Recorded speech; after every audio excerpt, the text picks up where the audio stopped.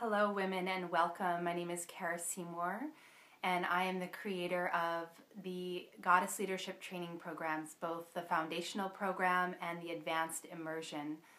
So there's more information about the advanced immersion that's coming up April 25th. You can check out the video that's right next to this to learn a little bit more about the program. This video is to share with you a little bit about me, because if you don't know me and you're considering this program, I think it's always important to know a little bit about the person who is facilitating. So how did I get here? Why am I leading these trainings? Why am I so passionate about working with women? So I'm going to share with you a little bit about my journey and what brought me here. So I would say that my intentional journey path began about 13 years ago when I started practicing yoga. And like everything that I do in life, I tend to be an all or nothing kind of woman. So I dove right into the practice, and I was practicing 6 or 7 days a week. And in a matter of 3 weeks, my entire physical body started to take on a new shape. And my awareness started to expand, and things started to really shift for me internally.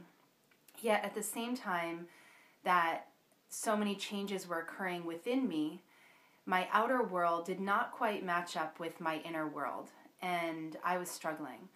I was in a very unhealthy relationship at the time, but I was doing my best to make it work because there was a very strong calling from a spirit that I could feel that was ready to come through me and be my daughter.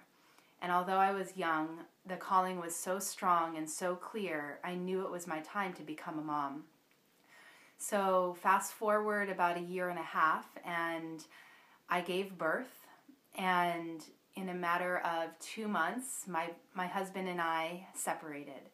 So I flew from California to Maine to land in the safe, loving space of my mom, where I was to be for a couple of years. So here I was, back home in Maine, 24 years old, with a brand new baby, single mom, and my mom was gently nudging me to figure out what was next. How was I to provide for my child? What was I going to do with my life? Part of me just wanted to stay home and snuggle my baby and love her up all day. I didn't want to think about work. I didn't want to go do some meaningless job just to make money. I have never wanted to do a meaningless job just to make money. I've never been a 9-to-5er, and I hope I never will be. So after a couple months of looking into schools and programs and jobs, and nothing at all seemed to spark my interest. Again, my amazing mom nudged me in the direction of yoga teacher training. She knew I loved it, and at the time I thought there was no way that I knew enough or had enough experience to be teaching yoga. But she assured me that's why you go to school. So I found a program, and when my daughter was 6 months old, I enrolled in a year-long yoga teacher training that was soon to set me on my path. So for the first 6 months of the training, I was convinced that I was becoming a yoga teacher because I was good at yoga. I was strong and flexible and athletic, and I loved it. And to me, that was valid enough reason at the time.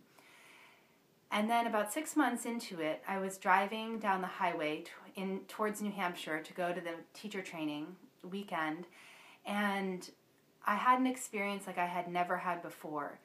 And the only way I can explain what happened is that it felt like a lightning bolt of energy came down through the roof of the car, pierced my crown chakra, and the voice of God spoke so clearly to me. And what I heard was, "You are teaching yoga to bring people back to me. You are teaching yoga to bring people back to me." It was so clear and so powerful and quite scary in the moment that I wanted to slam on the brakes. For a couple of weeks, I had to really digest, what does that mean? You know, I thought I was teaching yoga because I loved it and it was fun for me. But here I was, now 25 years old, and I knew clearly my purpose and my path in life.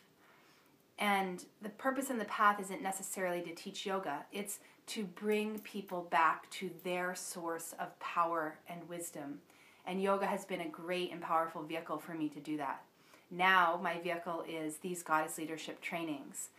So throughout the past 11 years of teaching yoga, I have had so many people, mostly women, come to me who are on the verge of something big, a huge transition, whether that's in their work or their relationships or their professional life, or just on the verge of great expansion in their awareness.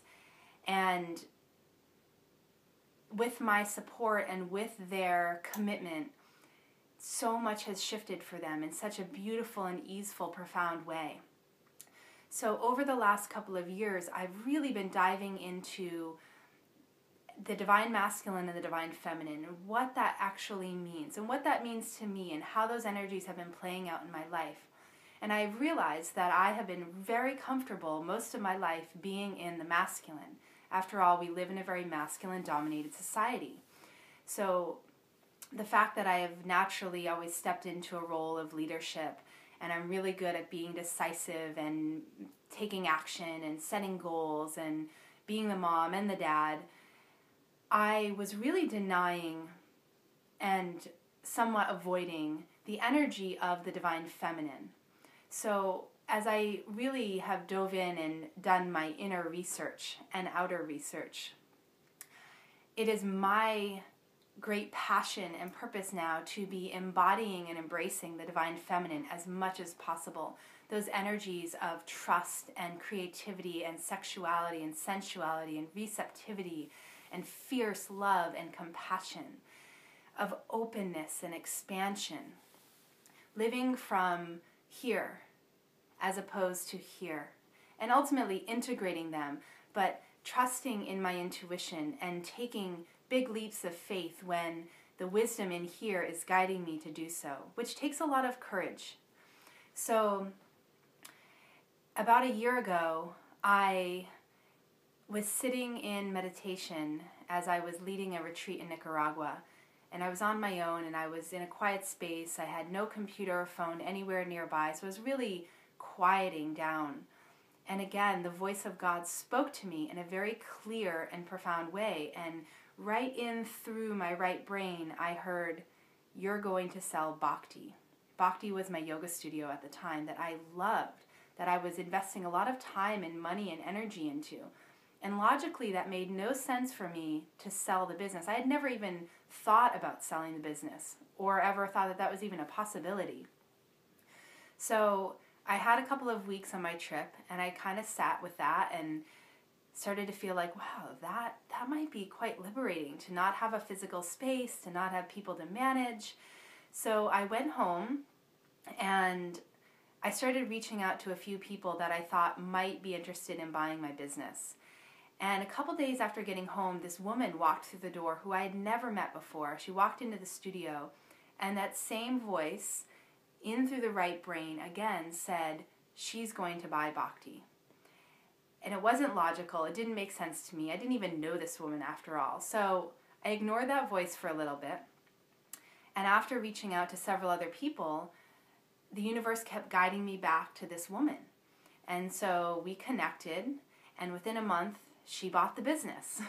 So I had the summer to relax and play and take time and space to figure out what is next for me. What am I passionate about? And what I'm passionate about is working with women, supporting women in stepping into their full power and potential, offering them all of the tools and practices that I have gained throughout my lifetime that has really supported me in living from a space of deep trust and devotion and fierce love and creativity. So in the fall, I put together my first foundational goddess leadership training, and 27 women signed up within a matter of 2 weeks, which was extremely affirming and quite magnificent.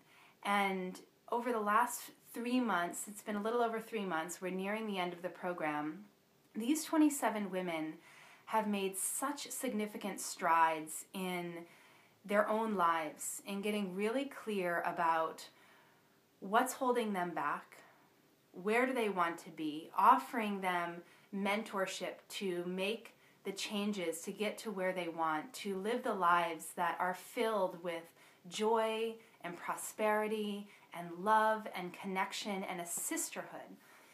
We as women are meant to be together, learning and growing and sharing from each other and with each other. And this is what I'm passionate about, creating and holding sacred space for women to come together and to do the inner and outer work that is required to get from where you are to where you want to be with ease, grace, speed, and support.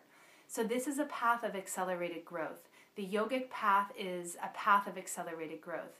The path of the divine feminine, when we intentionally come together, is a path that will give you immense amount of inspiration, motivation, and a collective of women who are inspired to fully show up. I am committed to fully showing up for myself, my family, and my community. So if you are interested in learning more about the Advanced Goddess Leadership Immersion that begins in April right here in Portland, Maine, then I invite you to watch the other video, to read the information on my website. My website is karaseymourinspires.com. Contact me directly if you want to have a conversation, and I would be honored and blessed to support you along your journey of awakening and transformation and growth, stepping into your full power and potential in 2015. Many blessings, women.